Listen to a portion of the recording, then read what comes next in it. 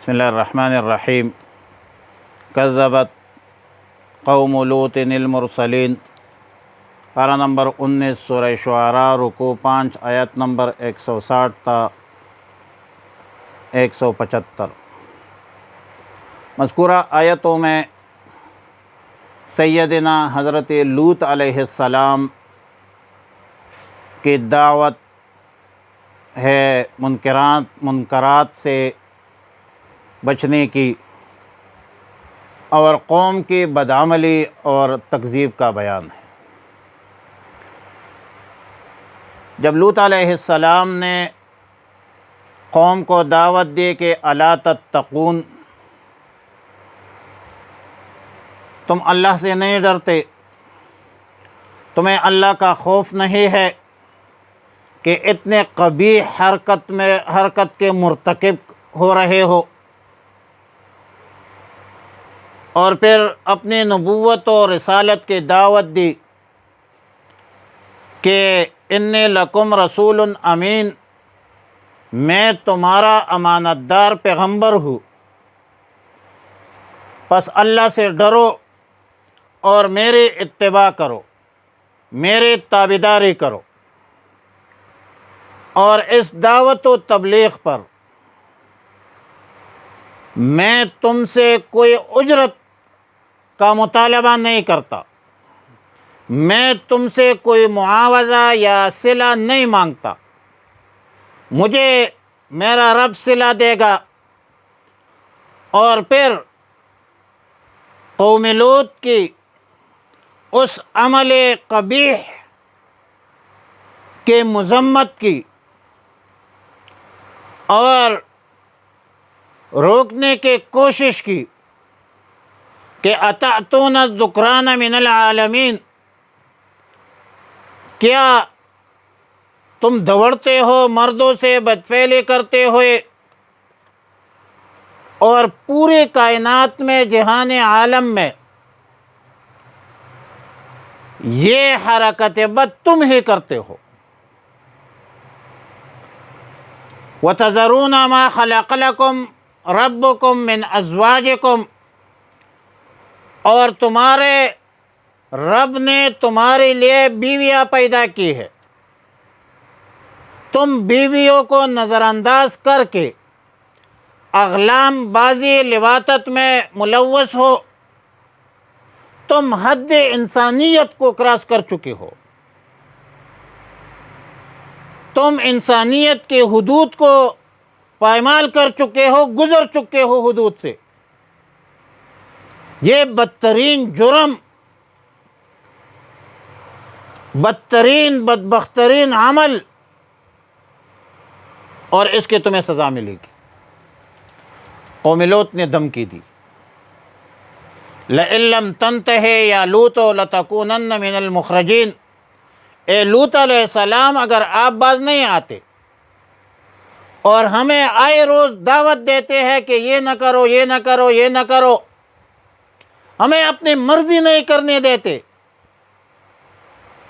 تو ہم آپ کو بستی سے نکالیں گے، صدوم سے۔ لوط علیہ السلام نے فرمایا بڑے جرأت سے، بڑے بہادری سے، کہ میں تمہارے اس عمل سے سخت نفرت کرتا ہوں، میں سخت نالاں ہوں، سخت بیزار ہوں، اور جب میں نفرت کرتا ہوں تو پھر کیسے چھوڑ دو اپنی دعوت کو؟ مجھے تمہارے کوئی خوف تو نہیں ہے، میں تو اللہ سے ڈرتا ہوں۔ لیکن قوم بدبخت تھی، بدبخت قوم نے بات نہیں مانی۔ تو لوط علیہ السلام نے دعا کی، رب نجنی و اہلی مما یعملون، اے میرے پروردگار، مجھ کو اور میرے خاص متعلقین کو ان کے عمل بد کے وبال سے، عذاب سے نجات دے، اور ان بدبختوں پر جو عذاب نازل ہونے والا ہے اس کے عذاب سے ہمارے جو متعلقین ہیں، احباب ہے، اہل ایمان ہے، اس کو محفوظ اور مامون فرما دیجیے۔ اللہ تعالیٰ نے حضرت لوط علیہ السلام کی دعا قبول کی۔ اللہ تعالیٰ نے لوط علیہ السلام اور اس کے متعلقین کو نجات دی، ہاں الا عجوزا فی الغابرین، ایک بڑھیا جو تھی وہ پیچھے رہنے والوں میں سے رہ گئی، اور عجوزن سے مراد لوط علیہ السلام کی بیوی ہے جو اس عمل قبیح میں ممد، معاون اور راضی تھی۔ ثم دمرنا الآخرین، پھر ہم نے ہلاک کر دیا ان دوسروں کو، یعنی لوط علیہ السلام اور لوط علیہ السلام کے متعلقین کے علاوہ جتنے بھی مجرمین تھے اور یہ اغلام بازی میں، ہم جنس پرستی میں ملوث تھے، سب کو اللہ نے ہلاک کر دیا۔ آیت نمبر 73 میں عذاب کی کیفیت کا بیان ہے کہ وَأَمْطَرْنَا عَلَيْهِمْ مَطَرًا، ہم نے برسایا ان بدبختوں پر خاص قسم کا پتھر، اور جس کا برسنا بھی بہت برا تھا۔ تو تذکیر بھی ایام اللہ کے اساس پر اس واقعہ میں امت محمد عربی صلی اللہ علیہ وسلم کے لیے عبرت ہے، موعظت ہے، اللہ کی قدرت کی نشانی ہے، لیکن اس کے باوجود کفار مکہ کے اکثر لوگ ایمان نہیں لاتے، اور مذمت ہے اس عمل قبیح کی۔ اور اللہ تعالیٰ نے صفت عزیز کے اساس پر نافرمانوں کے ساتھ عذاب کا سلوک کیا، اور صفت رحیم کی بنیاد پر فرمان برداروں کے ساتھ نجات کا معاملہ فرمائے۔ لیکن یاد رکھے اس پر پتھر فجعلنا عالیہا سافلہا وامطرنا علیہم من سجیل، پتھر برسائے گئے۔ تو شریعت مطہرہ کا حکم بھی یہ ہے کہ یہ جو لوطی ہے اس پر دیوار گرانا یا اونچی جگہ سے پھینکنا یہ تعزیراً جائز ہے، تاکہ لوگ عبرت حاصل کریں، اور یہ احناف کا مسلک ہے۔ احناف یہی کہتے ہیں